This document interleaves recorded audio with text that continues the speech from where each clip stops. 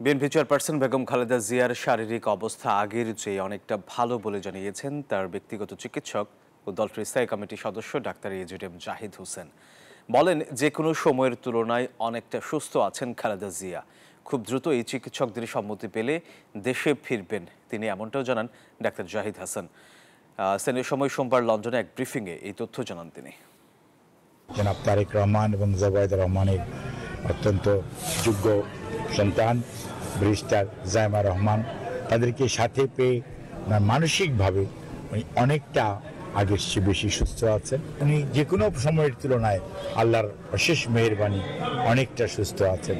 আপনারা ওনার সুস্থতার জন্য দোয়া করবেন এবং উনি যখনই এখানকার চিকিৎসকরা ওনাকে অনুমতি দিবে যাওয়ার জন্য উনি দেশে ফেরত যাবেন ইনশাআল্লাহ।